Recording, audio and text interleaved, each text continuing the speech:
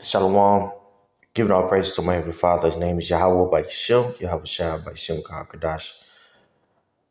The honors to the apostles and the others that rule well, and peace and many salutations to you brothers that's toiling in this truth. Now, this is according to Sky News, and yet there was another attack that happened in Lebanon, capital Beirut, killing the Hezbollah's commander. Now, this is according to Reuters. Now this happened after the various attacks that happened in uh, in Lebanon with the pagers. This is being reported. This happened just an hour ago. So things are definitely heating up in Lebanon. You know, with Israel. Israel is fighting a three front war with the actual resistance, which is Yemen. Well, I should say, let me refine it. uh, Hezbollah, which is in uh, Lebanon. You have Hamas, which is in Palestine, and you have Hezbollah. No, the Houthis, excuse me, in Yemen.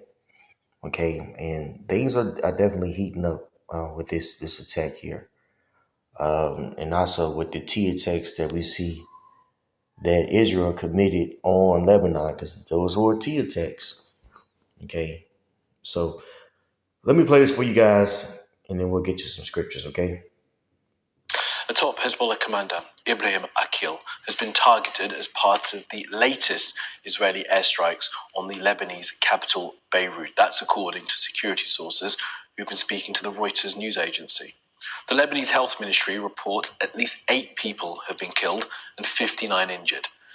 Well, the strikes come days after a wave of attacks on pagers and walkie-talkies that left 37 people dead in Lebanon. Now, it's reported by sources in Israel the intended victim of those airstrikes was the Hezbollah operations commander. It isn't immediately clear if he was killed in the strikes that hit a southern suburb of the capital, Beirut. Well, let's bring in our international correspondent, John Sparks, for more on this. So, John, what more do we know about the target of these airstrikes? Yeah, hi, Kamali. Well, it's been reported by the news agency Reuters, quoting 2 security sources, that a top Hezbollah commander called Ibrahim Akil has been killed by the Israelis. He has been wanted by both the Israelis and the Americans. The Americans said that he was involved in the 1983 U.S. Embassy bombing. There was a large bounty on his head. If he has been killed, it is another significant security breach for Hezbollah. The organization, it seems, completely unable to protect both its members. And in this case, if it turns out to be true, if it's confirmed, unable. So this gentleman was killed. His name is Ibrahim, a top commander uh, in Hezbollah, which was wanted for the embassy bombing in 1983 by the U.S. And you know, we know that America is somewhat involved in these various attacks because America funds Israel, with substantial amount of military funding. So this could very well be these various attacks could very well be you know not only encouraged by the U.S. but the U.S. could be involved as far as you know um, various military persons being carrying out these attacks, but we shall see. And also the NATO could be involved too. Saying all that to say that these various attacks and things of that nature are becoming more and more frequent, which is going to lead to a bigger war, which we know prophetically speaking, is going to be World War III. Okay, two wars have woes have already happened. That third woe, which is World War III, is very very close upon us, man. Now Revelation 11 and 14, the second woe is past, and behold, the third woe coming quickly. When you look at this word woe,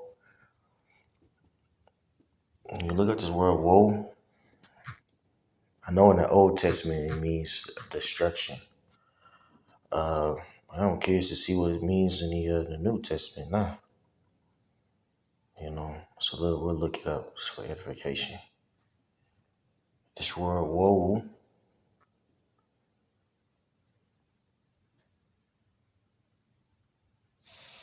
Strong's G 3759. Uai. Uai. uai, alas, woe. Okay, an interjection of grief or of denunciation, right? Alas, woe. Okay, and this is essentially is going into destruction.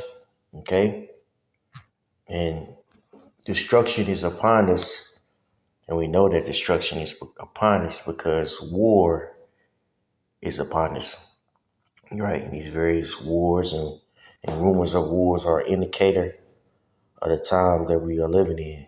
Okay, all right, and it behoove you, you know, for us to turn back to the Heavenly Father.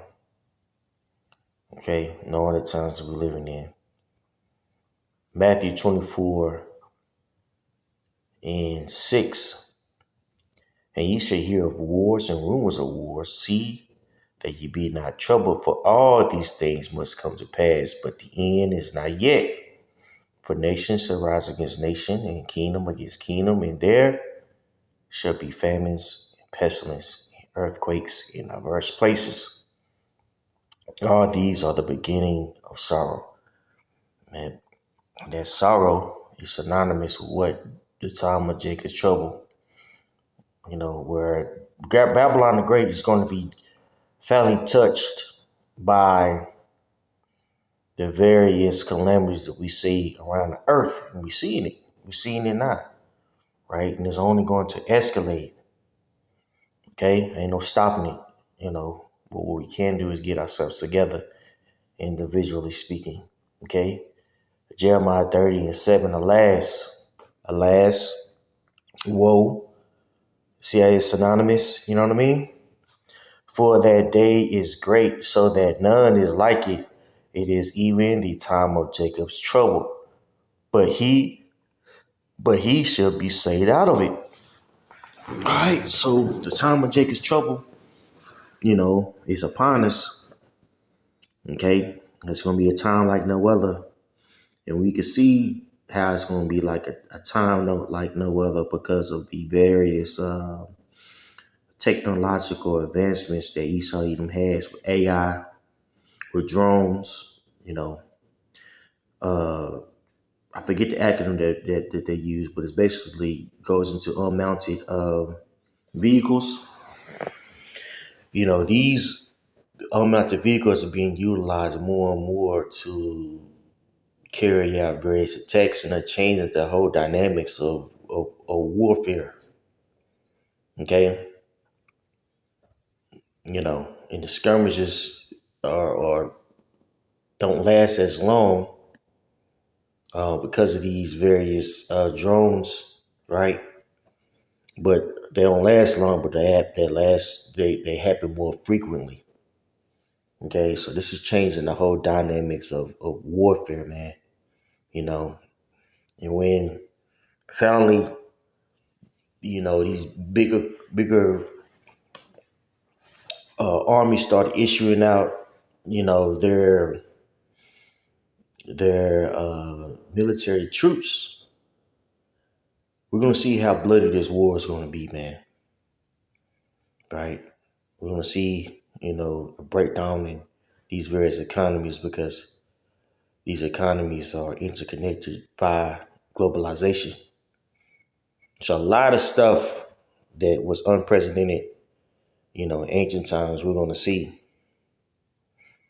now, especially when it comes to warfare, you know, uh, you know, various technological advancements, in society, things that nature is going to lead to a very, very dark time. Okay. Now, this is Deuteronomy 12 and 1. And at that time shall Michael stand up, the great prince, which standeth for the children of thy people, and there shall be a time of trouble, such as never was seen.